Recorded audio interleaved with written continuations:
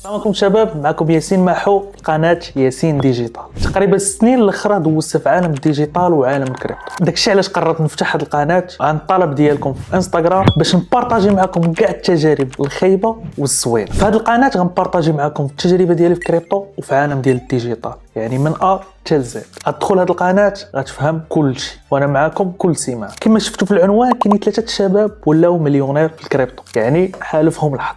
كاين اللي خسر كاين اللي ربح، ولكن دابا نعاودوا القصه ديال هاد الناس. على 18 عام ولا مليونير، هذا غير واحد من بزاف. دازوا من الناس عاديين، الناس اللي عندهم ملايين ديال الدولارات، الناس اللي هربوا من الفقر مره. واللي كيزيد كيفاجئني هو كل نهار كتسمع واحد كانت عنده حياه عاديه ولا كان فقير ديال بصح، عتجه ولا مليونير. اي سي وباش بالكريبتو. كيفاش هاد الناس قدروا يبدلوا حياتهم مره؟ كيفاش قدروا يعرفوا ان الكريبتو كارنسي يربحوا؟ واش طلعت لهم زهر ولا هادشي مدروس؟ هادشي كامل غتشوفوه في هاد ثلاثه ديال القصص. ولكن قبل ما نبداو هاد الفيديو غنقدم لكم سبونسور ديالنا اللي هو منصه غنيه عن التعريف، باينانس. سهله في الاستخدام وكل شيء كيعرفها. هي المنصه رقم واحد في العملات الرقميه، حيت اي واحد يقدر يستعملها كمبتدئ ولا بروفيسيونيل. المنصه كتسهل عليك عمليه التداول، وإلا تسجلتي في الرابط غتقدر تربح حتى 100 دولار. ودابا ندوزو الطريقه ديال التسجيل.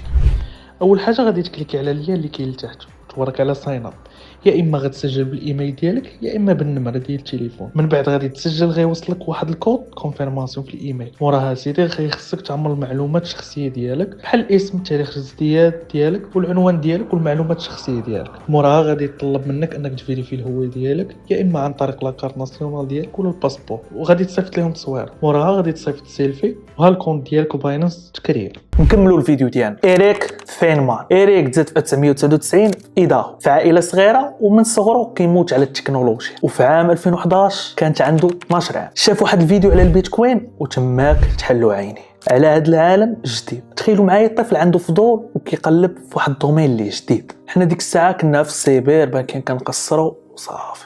ايوا دابا ندخلوا قطاع ديال الهضره. إيريك كان عنده عيد ميلاد ديالو، قال لجداتو عطيني 1000 دولار. السيد عنده واحد السنطيحه كبيره وجابتها ليه، مشى يشري الالعاب. قال لا يا سيدي، قرر انه انفيستي في البيتكوين. هذا القرار زعزع المجتمع ديالو وعائلته. ايوا داز الوقت والبيتكوين بدا كيطلع واحد الطلعه صاروخيه. هاد الشاب اللي كانت عنده غير 1000 دولار ولات عنده الثروه ديال المليون ديال الدولار في عام 2017. كون كنتي بلاصو باش غادي تحس؟ ولكن الطريق ديال النجاح ما كانتش سهله. إيريك واجه بزاف ديال التحديات وكيفاش يتجنب النصب عليه. هنا كلشي كيبان صحيح، ولكن بفضل الاصرار والعزيمه ديالو قدر يخرج من كاع المشاكل. حيت كيوليو عندك فلوس كيكثروا الناس في لونتوراج ديالك، حيت باغين فلوسك. بما ان إيريك ولا مليونير وما بقاوش الفلوس هما الهدف، قرر انه يتصاحب مع 10 دريات دقه واحده.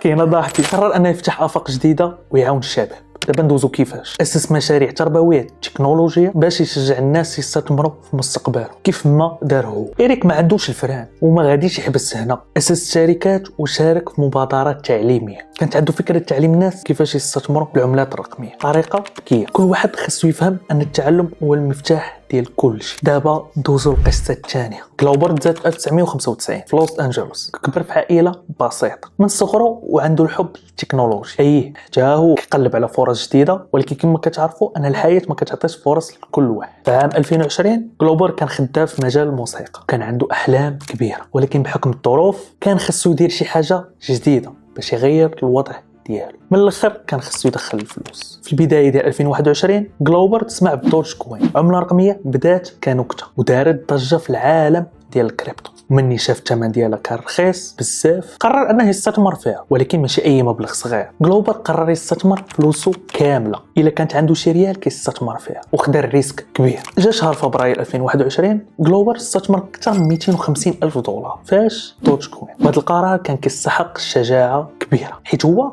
كان عارف المخاطر، وكل واحد كيعرف ان الكريبتو كيتقلب بواحد الشكل كبير. ولكن هو كان عنده ايمان بان الدوج كوين غادي تولي مشهور. منين بدا السعر الدوج كوين كيتزاد، جلوبر كان كيتبع الاخبار يوميا. وهنا كنفهموا في الاول كان كيبان بحال مقمر، ولكن في الاخر طلع قاري بلانو مزيان. في ابريل 2021 شاف الثروه ديالو انها وصلت اكثر من مليون ديال الدولار. تخيلوا معايا، من 250 الف دولار مليون ديال الدولار غير في واحد بضعه اشهر. هادشي خلاه يتسمى من دوتش كوين مليونير. ولكن طريق النجاح ما كتكون سهله بطبيعه الحال. جلوبر واجه بزاف ديال التحديات، كان كيتعرض لضغط كبير من الناس اللي كانوا كينتقدوه، كانوا كيقولوا ليه ان غتخسر فلوسك كامله وداكشي اللي كيدير غير تخربيق. واخا عياو ما يخلعوا، ما تخلاش على الاستثمار ديالو. جلوبر ماشي غير مليونير دابا، جلوبر من الناس اللي ولاو كيشجعوا ان الناس يستثمروا في الكريبتو، وهو دابا كيدير محتوى على مواقع التواصل الاجتماعي وكيتحدث على التجربه ديالو في الاستثمار واللي باغيين يدخلوا لهذا المجال. ندوزو القصه الثالثه هي مختلفه. كوبر تشارلي. كوبر تزاد في امريكان في 1996. في عام 2017 فاش كان عمره 21 عام بدا كيسمع الكريبتو والبلوكتشين وباللي الناس كيربحوا فلوس بزاف. قال هذه هي الفرصه باش نبدل حياتي، لكن بحكم انه صغير وما عندوش خبره كبيره كان خصو يتخذ قرار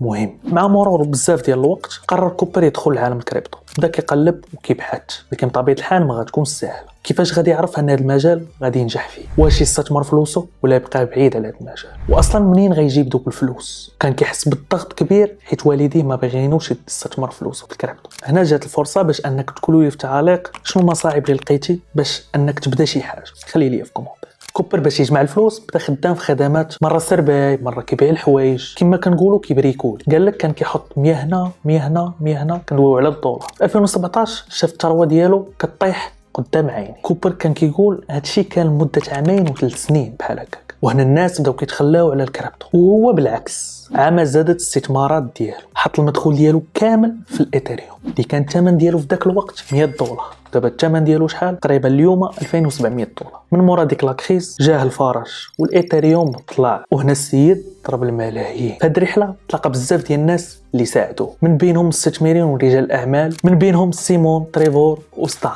المعلمين علموه كيفاش يستثمر ويكبر الثروه ديالو. مع الوقت كوبر ولات عنده سمعه كبيره في العالم الرقمي. مع التحديات اللي واجهها والخبره اللي ولات عنده قرر كوبر يشارك المعرفه ديالو مع الناس. بدا كينشر محتوى في السوشيال ميديا ويعطي نصائح الناس اللي باغيين يدخلوا عالم الكريبتو، وهذا الشيء خلى الناس يتعرفوا عليه كثر. وبعد سنوات من العمل الشاق ولا كوبر واحد من الاسماء الكبار في عالم الكريبتو. فهنا سالت القصه ديالنا ديال كيفاش هاد 3 ديال الناس نجحوا في عالم الكريبتو. كيما كاين نجاح كاين خساره كاين فشل، دونك هما جاتهم الفرصه ما ضيعوهاش، كما انت غتجيك فرصه ما تضيعهاش. وهذا الشيء ما كيعنيش انك تفرجتي في هذا الفيديو غتهز شي فلوس غتستثمرهم في العملات الرقميه. انا شي مستشار مالي، انا غير كنبارطاجي الاكسبيريونس ديالي والقصص اللي سمعت، ونسبه كبيره ان الا هزيتي فلوسك وحطيتيهم في كريبتو راه يقدر يهبط. وهذا الشيء راه دراسه وخصك تعلم، ماشي غير تجي وانفيستي. اما جيت انفيستي وطاح لك المارشي ديك الساعه انت اللي كتحمل مسؤوليتك. من هاد القصص اللي شفنا ملي تبغي تبدا شي حاجه جديده ما غتلقى حتى شي واحد